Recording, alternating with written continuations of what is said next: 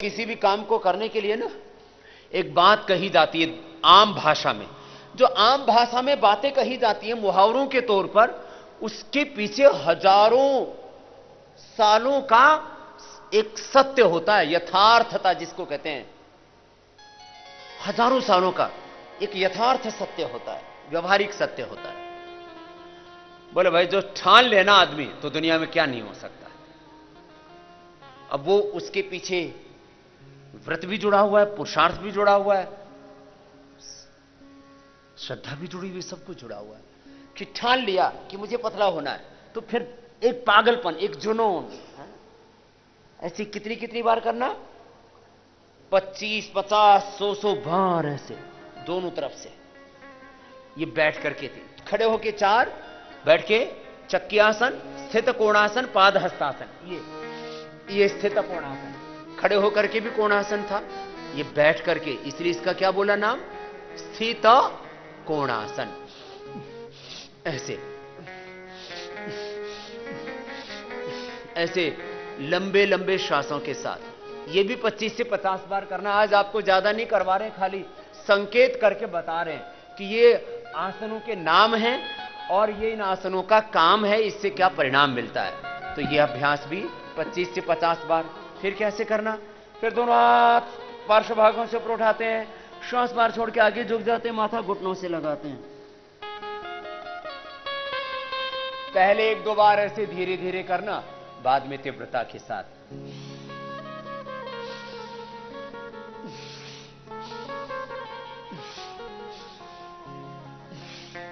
ये तो आधा हुआ, पूरा करें तो पैर यही रहेंगे, पीछे लेट जाएंगे सीधे, फिर सीधे के सीधे आएंगे।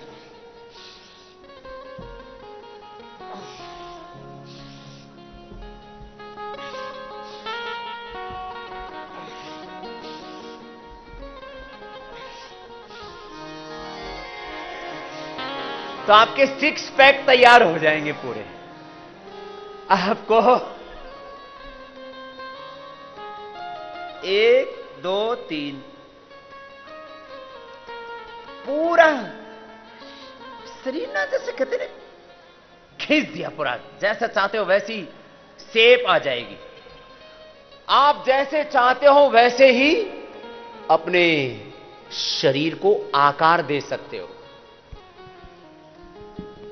ऐसे। अब अगला अभ्यास सभी करेंगे, विश्वविद्यालय के बच्चे भी इधर उधर घूम रहे हैं, आकर के कर लो। ये बेटियां बहुत अच्छी रहती हैं विश्वविद्यालय की, एक इनमें अनुशासन 99% पूरा है। और ये सब जगह ये दिक्कत रहती है, पता नहीं बच्चों को कंट्रोल में करना बड़ा मुश्किल काम होता है।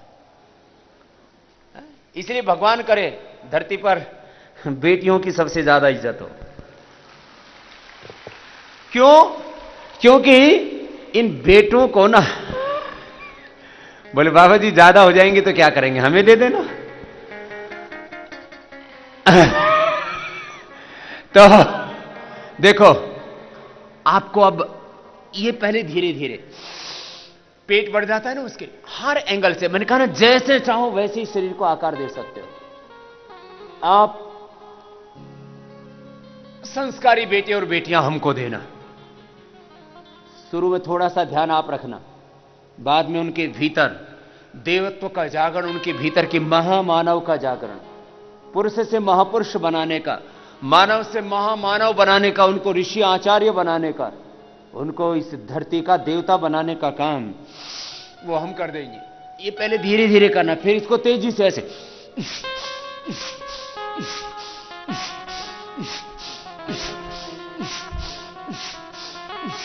नीचे पूरे गए, ऊपर पूरे उठे, ऐसे करना पड़ेगा। ये 10-20 बार से शुरू करके 25-50 बार कर लेते हैं।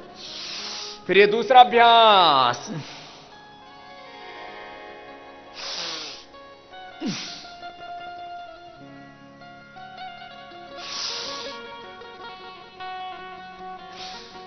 तोंद बढ़ जाती है ना, कहते हैं वेस्ट का वेट बड़ा खराब माना जाता है।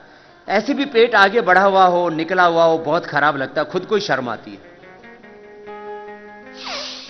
ये ये पेट को घटाने में बहुत महत्वपूर्ण भूमिका निभाते हैं अभ्यास।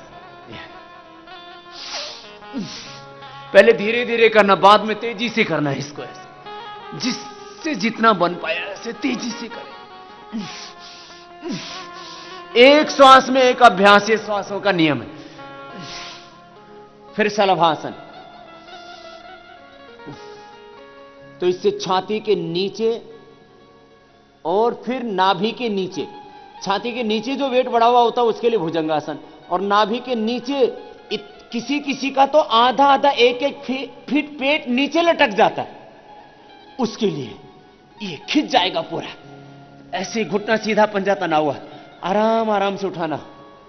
जिनको हर्निया आदि है उनको यह अभ्यास बहुत धीरे धीरे करने चाहिए, और भुजंगासन और शलभासन को तो अवॉइड भी कर सकते हैं जिनको हर्निया।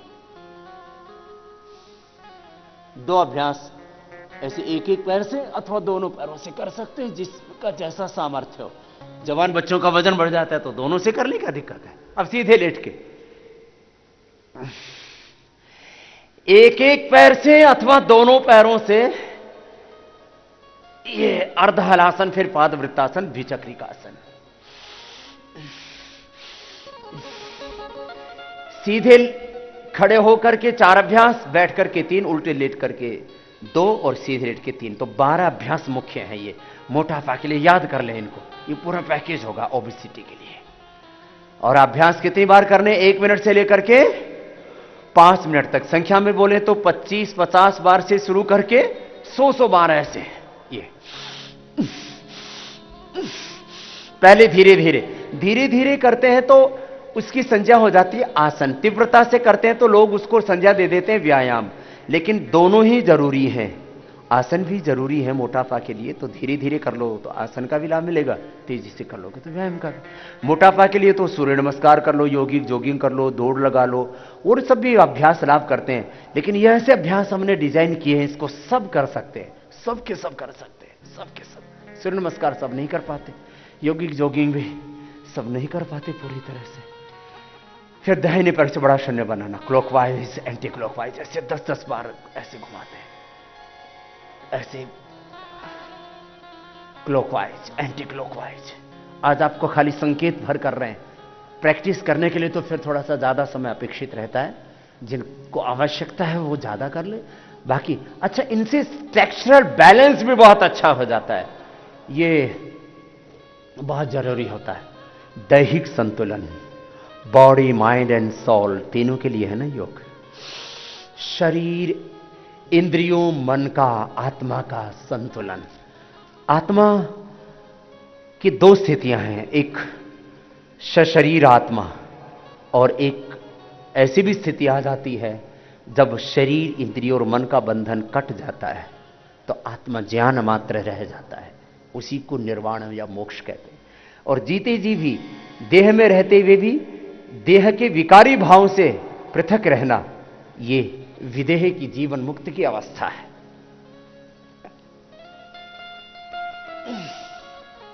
ऐसे एक एक पैर से अथवा दोनों पैरों से बड़ा शून्य बनाया, जिसका जैसा सामर्थ्य हो। फिर साइकिलिंग, एक एक पैर से तो सभी कर लेते हैं, जिसका जैसा सामर्थ्य। मैं इसलिए शब्द का प्रयोग कर रहा हूं, यही यथाशक्ति यथा सामर्थ्य ही योग किया जाता है। अति सर्वत्र वर्जयति, ये नियम है योग का। लंबे लंबे श्वास रहते हैं, तो ऐसे एक एक पैर से अथवा दोनों पैरों से एक साथ ऐसे।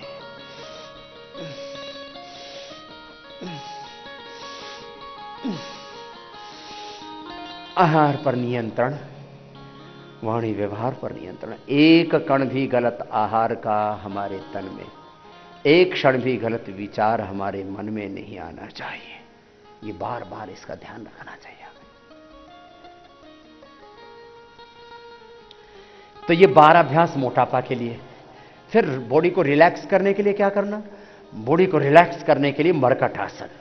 तो ये कुल्लों पर बढ़े हुए वेट को भी कम करता है मरकट आसन, और रिलैक्स भी कर देता है। क्योंकि इतने अभ्यास किए ना, तो इससे मसल्स पुल हो सकते हैं। बैलेंस करना जरूरी है। तो मरकट आसन का पहला अभ्यास घुटने पंजे पास में रोज करते हैं आप। ये अभ्यास ऐसे गर्दन विपरीत दिशा, पहले धीरे धीरे करना चाहिए। इस एक एक अभ्यास पहले धीरे धीरे किया तो पूरी स्ट्रेचिंग होती है। अब पहले धीरे करके बाद में फास्ट कर देते, फास्ट करते समय भी होगा पूरा ही लेकिन गति बढ़ जाएगी, तो उससे मोटापा कम करने में मदद मिलती है। तो इससे कमर का, कुल्लों का भार नियंत्रित हो जाता है। ये मर्कट आसन का पहला अभ्यास, फिर मर्कट आसन का दूसरा अभ्यास, घुटने पंजों में फासला, पहले धीरे धीरे बाद में तेजी से हो जाता है।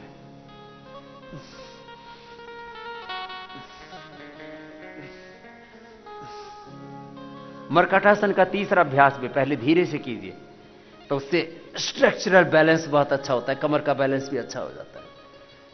पहले पूरी स्ट्रेचिंग हो जाती है और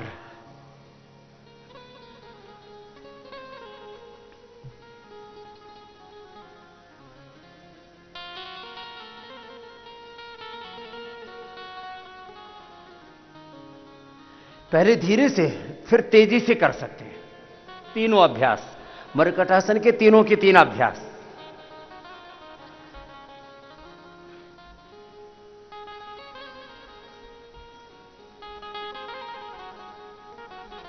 और फिर थोड़ी देर शवासन।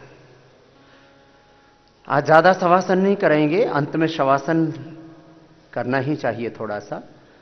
सभी आसनों के अंत में शवासन, 3 से 5 मिनट का शवासन आपको योग कक्षाओं में अवश्य कराना चाहिए। इससे श्रम के बाद विश्राम हो जाता है। ये क्रम है योगाभ्यास का और जीवन का कि श्रम के बाद हम विश्राम करें। और बहुत ऊंची स्थिति रहती है, हम किस स्थिति में काम करें?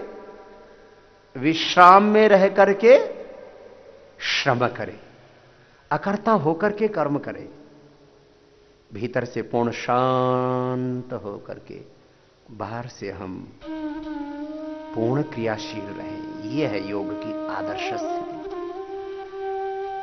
ये तो मोटापा के लिए आसनों का पैकेज था। फिर भस्त्रिका, कपालभाति, उज्जाई, अनुलोम विलोम, भ्रामरी, उद्गीत, ये 6 प्राणायाम, 20 अभ्यास पूरे होते हैं।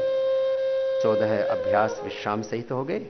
और अब आपको 10 अभ्यास बता रहे हैं पेट और पेनक्रियाज के लिए। पेनक्रियाज पेट में ही ग्रंथि, आग्नाशय उसको कहते हैं, तो उसको गति देंगे, गति से शक्ति पैदा होगी। पेनक्रियाज की डीजनरेट हुई सेल्स रीजनरेट, तो योग का मूल सिद्धांत है डीजनरेट हुए सेल्स रीजनरेट होते हैं। बॉडी का, माइंड का, सभी केमिकल सोर्स हार्मोन्स का बैलेंस होता है। डीजनरेट हुए सेल्स रीजनरेट होते हैं, किसी भी ऑर्गन के हों, ब्लड के हों, बोन्स के हों, ब्रेन के हों, आइज के हों, दांतों के हों, आंखों के हों, किसी भी जगह के डीजनरेट हुए सेल्स योग से क्या हो जाते हैं? बोलिए, रीजनरेट। और दूसरा, बॉडी का, माइंड का, केमिकल सोर्स हार्मोन्स का क्या हो जाता है? Balance, balance, balance. और तीसरा, सुप्त शक्तियों का जागरण। सुप्त शक्तियों का जागरण सामान्य रूप से 1 से 5% शक्तियां हमारी जागृत रूप में होती है, बाकी सुप्त अवस्था में होती है वो जागृति। और चौथी बात, अंतिम बात, हमारे भीतर का अशुभ का क्षय होता जाता है और शुभ का उदय होता जाता है। योगो ही प्रभावाप्य योगः कर्मसु कौशलम समत्वम योग उच्यते योगश्चित्त वृत्ति निरोध तदा दृष्टु स्वरूप अवस्थानम। हमारे सारे बंधन क्षीण हो जाते हैं और हम जीते जी मुक्त हो जाते हैं। बीज है ना, उनसे हम सबीज अवस्था से निर्बीज अवस्था में, निर्द्वंद्व, निर्वैर, निर्भय, उस अवस्था में पहुंच जाते हैं। तो 4 योग के बड़े लाभ हैं, उनको विस्तार से बाद में कहेंगे। अभी पेट और पेनक्रियाज के लिए खास अभ्यास। सबसे पहले पवन मुक्तासन, दोनों पैरों को मोड़ लीजिए एक साथ, दोनों हाथ के उंगलियों को इंटरलॉक कर लीजिए, घुटनों को दबाइए, साथ ही सरकाइए, पंजे नीचे की ओर दबे हुए होंगे, एड़िया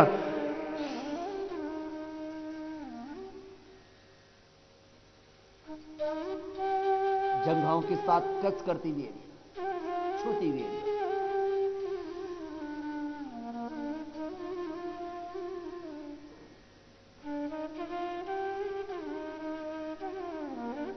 ऐसे एक आसन में लगभग आधी मिनट तक बने रहना चाहिए। यह था पवन मुक्त आसन। अब उत्तान पादासन। दोनों पैरों को उठाएंगे, उठा करके रोक करके रखेंगे। घुटने सीधे, पंजे तने हुए, पैरों को उठा करके रोक के रखना है। कितनी देर? कम से कम आधा मिनट। ऐसे श्वास भर करके रोक के रखते हैं। इससे नाभि का धरण का अपने आप बैलेंस हो जाता है। गुजराती में पीछोटी खिसकना, इधर उत्तर भारत में नाभि धरण का डिगना। ऐसे योग की भाषा में बोलते हैं नाभि चक्र का किसी भी प्रकार का असंतुलन, मणिपुर चक्र का किसी भी प्रकार का असंतुलन, उससे डाइजेशन की प्रॉब्लम तो होती है, मन भी विचलित होता रहता है। फिर नीचे ले आए पैरों को, ऐसे रोक के रखना है। उत्तान पादासन के बाद नौकासन, दोनों तरफ से शरीर को उठाएंगे, 30 डिग्री पर रोक करके रखेंगे। दोनों हाथ जंघाओं के ऊपर उठ जाएंगे। एक स्थिति में बने रहिए। घुटने सीधे, पंजे तने हुए, अंगूठे से अंगूठा, एड़ी से एड़ी मिली हुई। दोनों हाथ घुटनों के ऊपर आ जाते हैं, इतने उठ जाते हैं। थोड़ी देर में पैरों में, हाथों में कंपन होने लगेगा, होने दीजिए थोड़ी देर।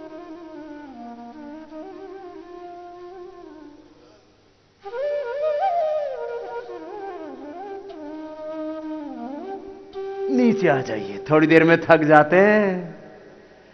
पवन मुक्तासन, उत्तान पादासन, नौकासन। अब कंधरासन, इसको सेतुबंधासन भी कहते हैं। ये पेट के लिए, पेनक्रियाज के लिए बहुत जरूरी है।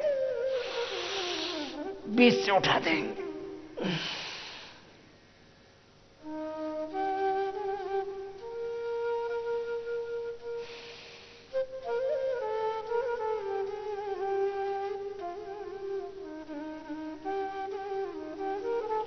श्वास को बाहर छोड़ के पेट को अंदर खींचिए तो ज्यादा लाभ होगा। सेतुबंधासन, कंधरासन।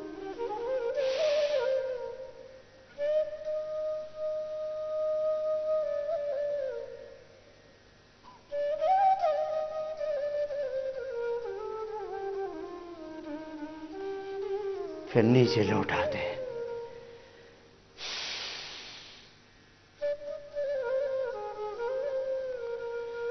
और अब करेंगे पादांगुष्ठ नासास्पर्शासन। बोलिए। पाद माने पैर, अंगुष्ठ माने अंगूठा, नासा माने नासिका, स्पर्श माने छूना, आसन माने स्थिति। दाहिने पैर को मोड़ लेंगे, घुटना बाहर की ओर, दोनों हाथों को ऐसे सामने से लेकर के और अंगुलियों को इंटरलॉक करके पंजे को पकड़ लेंगे। पादांगुष्ठ नासा स्पर्शासन। पहले दाहिने पैर से, राइट लेग से।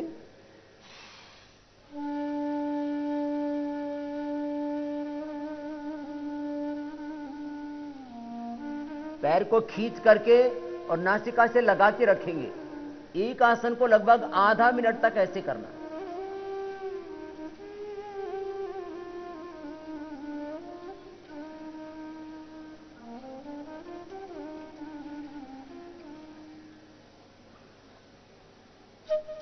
जमीन वाला पैर बिल्कुल सीधा रहेगा। अब दूसरे पैर से करेंगे।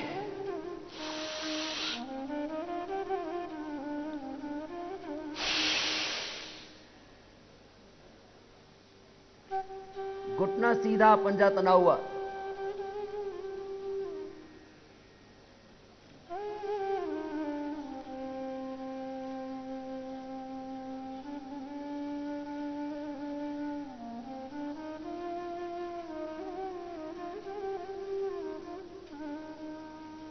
एक स्थिति में कम से कम कितनी देर बने रहना? आधा मिनट। तो ठीक से अभ्यास का लाभ मिलेगा आपको। दोनों पैरों को तलवों से मिला लेंगे। अब एक साथ पैरों को खींचेंगे।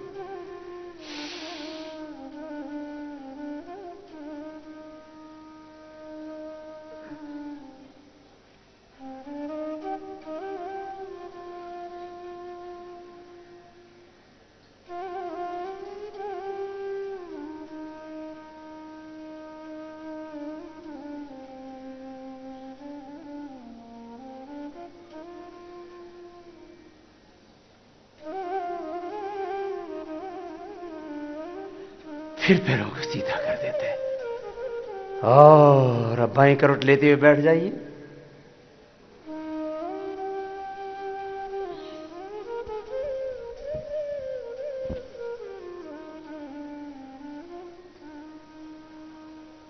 बैठ करके 5 आसन जो सब कर सकते हैं वो आसन है, पांचों के 5।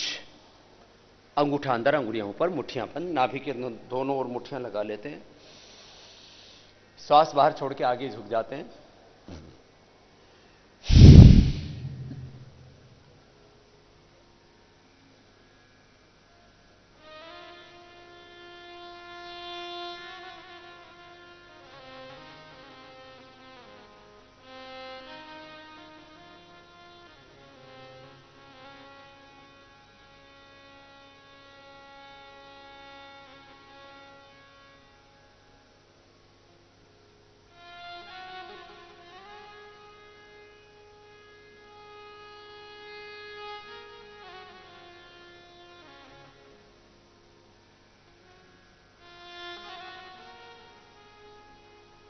अब वापस आना, इतनी देर रुकना है तो लाभ होगा ना।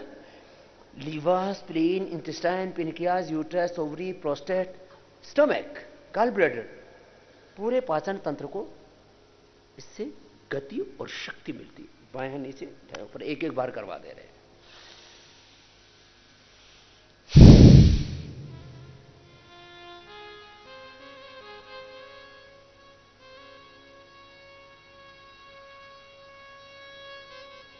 पूरा पेट को दबाना है, फिर आगे झुक के गर्दन सीधी रखे, छाती घुटनों से लगा के ऐसे रुकेंगे थोड़ी देर।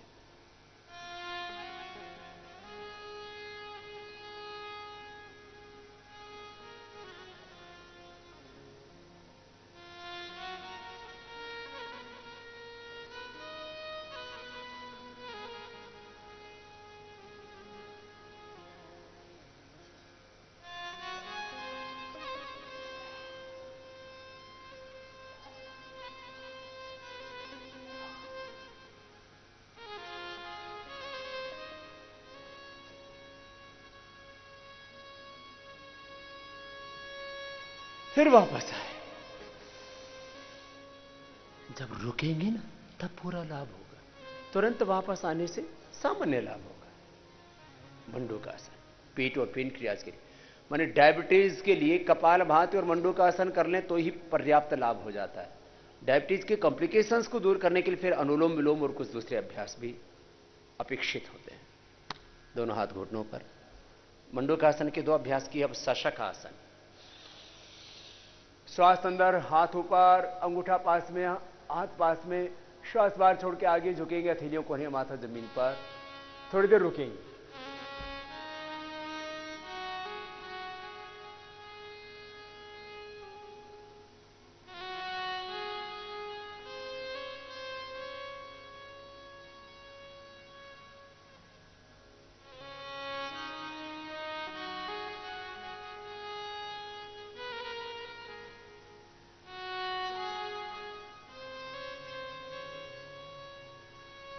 फिर दोनों हाथ ऊपर और पार्श्व भागों से हाथों को ऐसे लेते हुए और ऐसे लेके आएंगे। ये तरीका होता है। हाथ ऐसे उठाए, फिर आगे झुके, फिर देखो वापस आते समय कैसे लेके आए, ऐसे। तो जो तरीका होता है ऐसे ही करें, यूनिफॉर्मिटी। पैर सीधे, दंडासन में बैठ करके ही, बैठ के करने वाले आसन करते हैं। जब भी बैठेंगे सीधे उल्टे लेटेंगे तो पंजे कैसे रहेंगे, ऐसे नहीं। देखो ऐसे नहीं रहते पंजे, कैसे रहते हैं, ऐसे। जब भी योगाभ्यास करेंगे तो पंजे ऐसे रहेंगे। यह तरीका होता है। हर एक विद्या का एक अनुशासन है। अब योग विद्या में जब भी बैठेंगे ऐसे बैठेंगे। पैर पद्मासन किया तो यहीं से लेंगे, इस पैर को ऐसे उठाया तो ऐसे लेंगे, ऐसे उठाया तो ऐसे लेंगे। कोई भी आसन किया, आपने कुछ भी आसन किया तो यहां से बैठ करके शुरू करते हैं। तो इस दंडासन में बैठ के प्रारंभ करते हैं। अभी आपको पेट और पेनक्रियाज के लिए विशेष अभ्यास बता रहे थे, उसमें अगला अभ्यास है वक्रासन।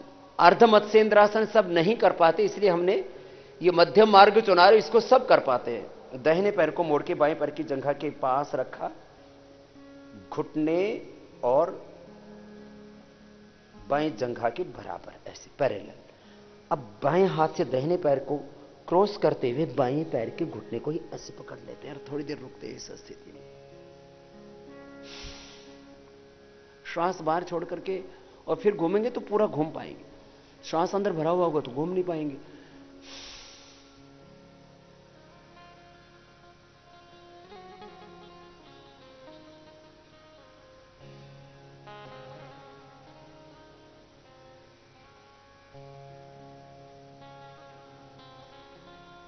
फिर दूसरी तरफ से छोड़ दीजिए, सामान्य स्थिति में लौट आए, come back into the normal position. फिर दूसरे पैर को मोड़ने, दाहिने हाथ से बाएं पैर को क्रॉस करते हुए दाहिने पैर का घुटना पकड़ लेंगे और ऐसे घूम जाएंगे, ऐसे ऐसे सीधे बैठ के घूमना। ये जमीन वाला पैर बिल्कुल सीधा, पंजा नीचे की ओर दबा हुआ ऐसे।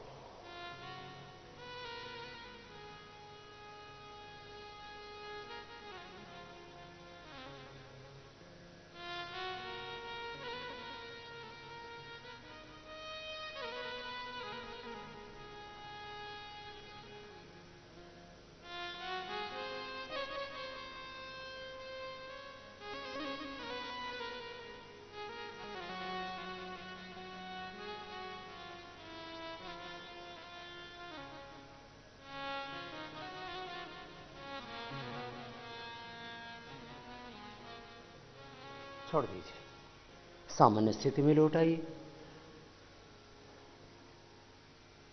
मंडूकासन, शशकासन, वक्रासन, बहुत अच्छे अभ्यास है ये। जिनके शरीर में थोड़ी फ्लेक्सिबिलिटी है वो पद्मासन में, नहीं तो सुखासन में बैठ करके योग मुद्रासन कर लेते हैं, ये भी अच्छा है डायबिटीज के लिए। पद्मासन में वो बैठ पाएंगे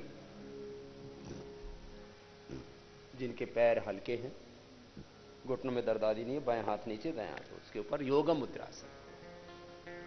ये भी पेट और पेनक्रियाज के लिए अर्थात मधुमेह के लिए और उधर रोगों के लिए बहुत अच्छा है।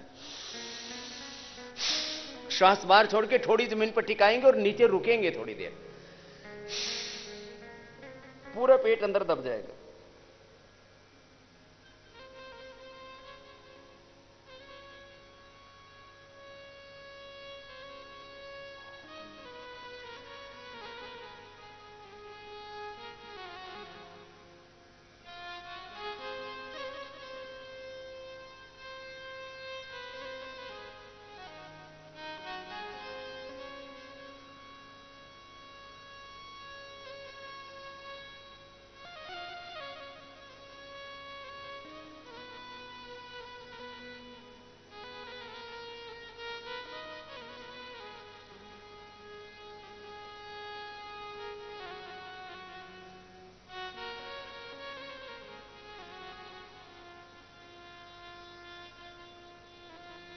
फिर वापस। एक बात कही जाती है योग, आयुर्वेद, नेचुरोपैथी में कि पेट को मसलना नहीं चाहिए, लेकिन किसी किसी के नले भरे हुए रहते हैं, पेट ऐसे दबाओ तो गुड़ गुड़ करता है, ऐसे जैसे बादल गरज रहे हो, बिजली कड़क रही हो। तो ये अभ्यास करने से ना बहुत अच्छा हो जाता है। एक बार ऐसे कर सकते हैं, एक बार इधर से भी कर सकते हैं।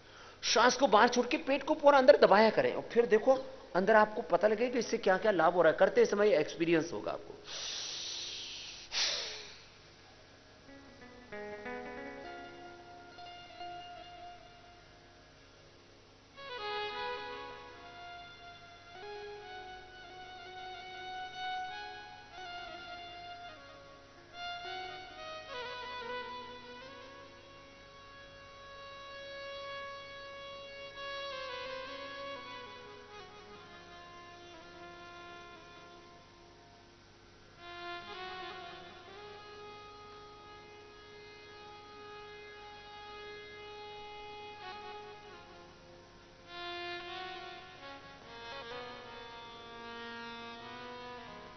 फिर वापस आते, थोड़ी देर रुकने से लाभ होगा, तुरंत वापस नहीं आना।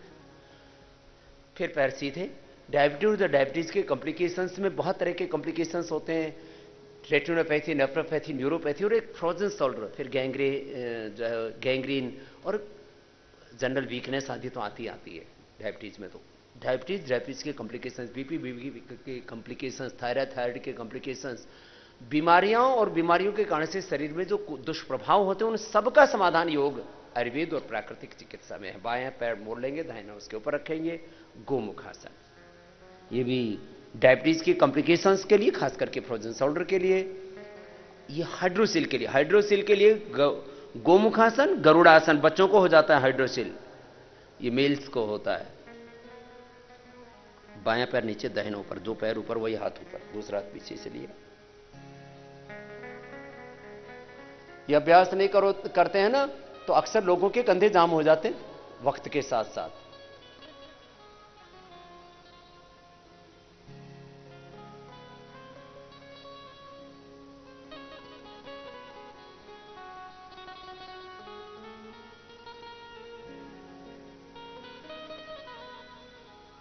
थोड़ी देरी की स्थिति में ऐसे रुकते, सहज हो जाते। एकाग्रता मूलभूत आवश्यकता है योग की। ये बेसिक नेसेसरी डिसिप्लिन है योग का। हमारा चित्त कैसा होना चाहिए बोलिए? एकाग्र। अब दाहिना पैर मोड़ा, बाएं ऊपर रखा, पैरों को खींच के रखते हैं अधिकतम, जितना खींच सकते हैं।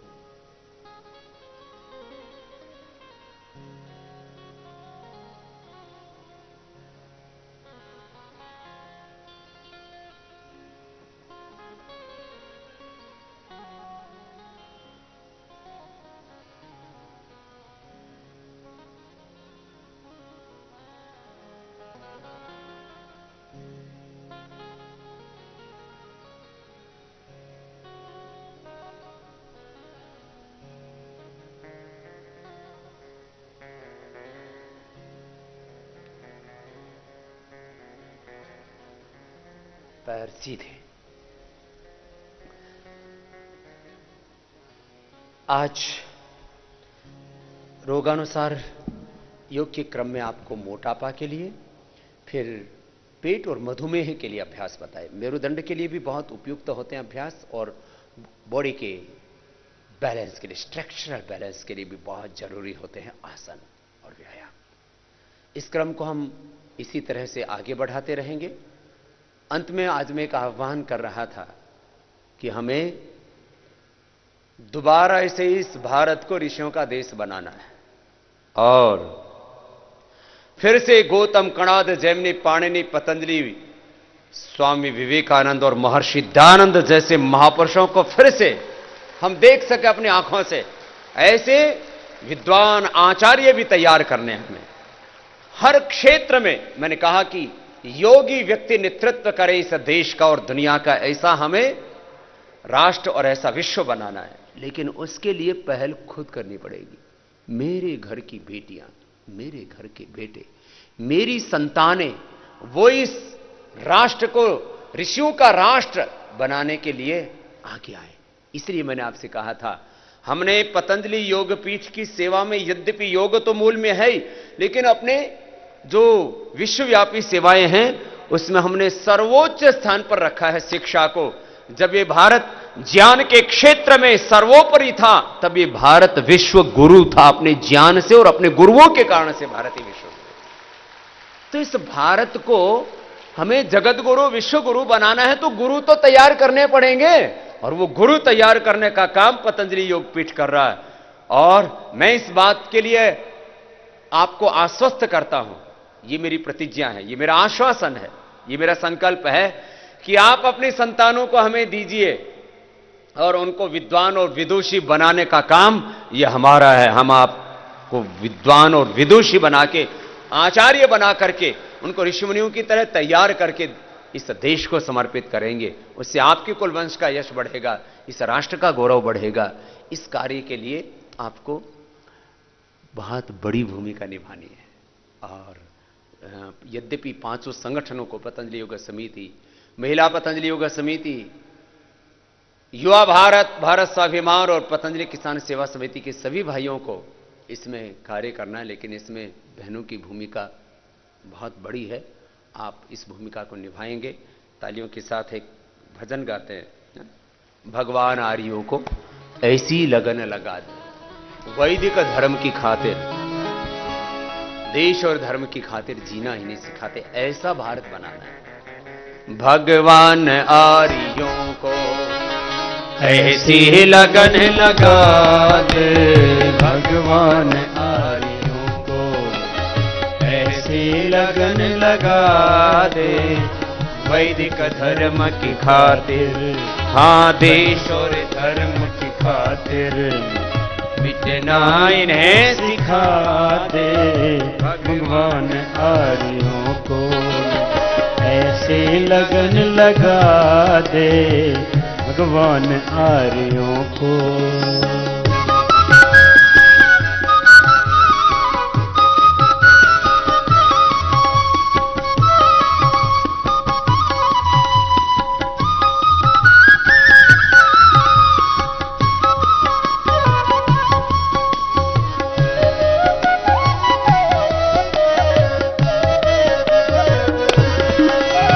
फिर राम कृष्ण निकले घर घर गली गली से, फिर राम कृष्ण निकले घर घर गली गली से। तेरे राम कृष्ण सीता लक्ष्मी दुर्गा सरस्वती जैसी महान आत्माएं घर घर से तैयार हों, ऐसा प्रयत्न हम सबको करना है।